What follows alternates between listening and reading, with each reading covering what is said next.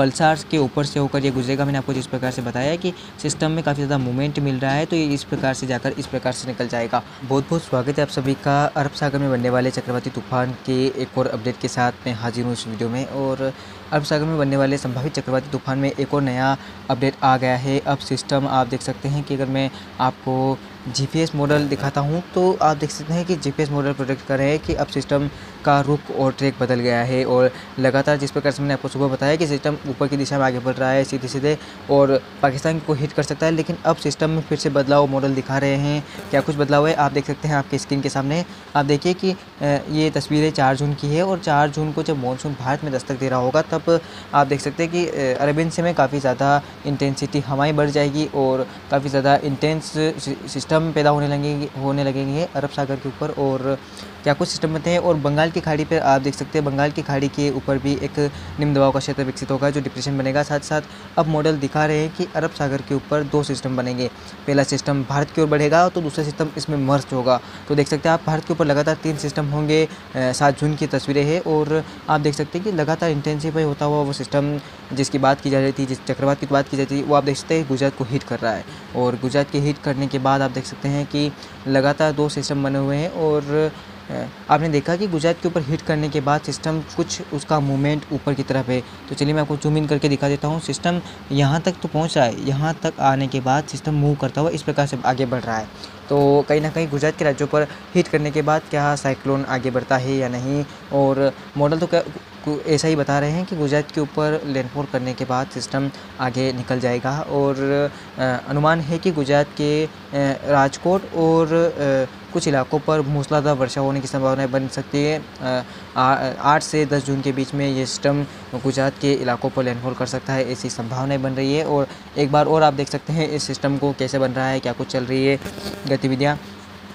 तो आप देख सकते हैं कि सिस्टम इंटेंसिफाई होगा मध्य व उत्तरी बंगाल के माफ कीजिएगा अरब सागर के ऊपर, और फिर आगे बढ़ता हुआ भारत के कोस्टल राज्यों के करीब होता हुआ घाट वाले इलाकों को पार करते करते यह सिस्टम पूरी तरह से सशक्त होकर पूरी तरह से नमी भरी हवाएं को लेकर गुजरात के इलाकों पर लैंडफॉल करेगा। और गुजरात के लैंडफॉल करने के बाद इस सिस्टम का थोड़ा रुख चेंज भी हो सकता है। और अब हम देख लेते हैं विंड डेटा मॉडल की विंड के मॉडल प्रोजेक्ट क्या कह रहे हैं इस सिस्टम के ऊपर। उनमें भी बदलाव अब देखने को मिल रहा है।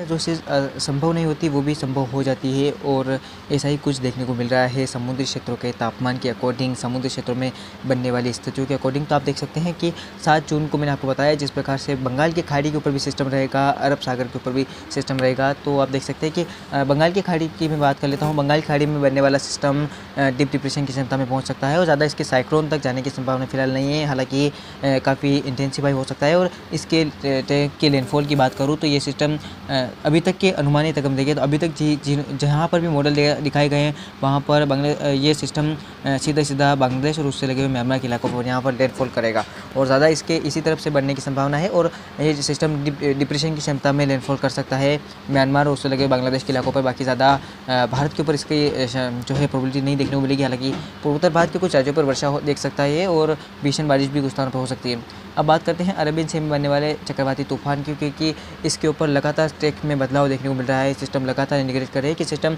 बदलता जा रहा है और सिस्टम में जो इंटेंस हवाएं हैं वो इसको बदल रही है।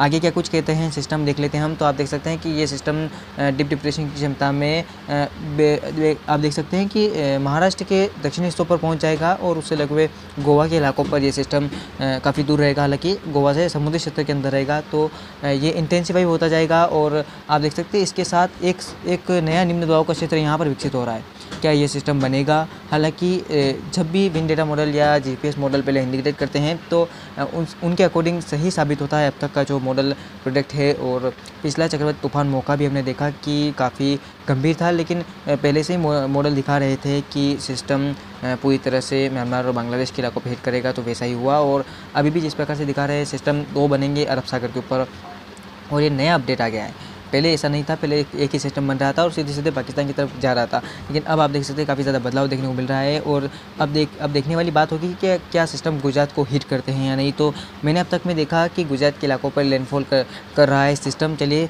मैंने आपको पिछले उसमें बताया कि गुजरात के ऊपर लैंडफॉल करने के बाद सिस्टम कुछ मूवमेंट इसका बदल रहा है। तो आप देख सकते हैं 2 सिस्टम बनेंगे, एक पहला डिप्रेशन में यहाँ पर रहेगा और एक सीवियर साइक्लोन में रहेगा, यानी कि वेरी सीवियर साइक्लोन की स्थिति में रहेगा। और ये सिस्टम आपको बता दूं कि गुजरात के इलाकों पर लैंडफॉल करेगा, इस चीज़ की संभावनाएं पूरी बन रही है। आप देख सकते हैं कि वलसाड़ और अगर मैं आपको जूम इन करके दिखाऊं तो ये वलसाड़ और जो अहमदाबाद तक अपना फैलाव बढ़ा देगा और अहमदाबाद तक भारी वर्षा होने की संभावना बन रही है।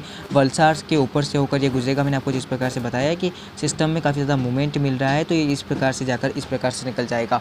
और गुजरात के ऊपर लैंडफॉल करने के बाद ये काफ़ी ज़्यादा भारी वर्षा गुजरात के कई इलाकों में देखा है, जिसमें जामनगर से लेकर अहमदाबाद, सूरत, वलसाड़, नवसारी और भुज कच्छ में भी भीषण वर्षा होने की संभावनाएं बन रही है 10 जून को। और पहले मॉडल ऐसा नहीं बता रहे थे, लेकिन अब मॉडल बदल गए हैं और अभी भी ट्रेक में और बदलाव हो सकता है। हालांकि मैं तत्कालीन मौसम पूर्वानुमान आपको बता रहा हूँ कि क्या कुछ बदलाव आ रहे हैं वेदर के अंदर, सिस्टम के अंदर।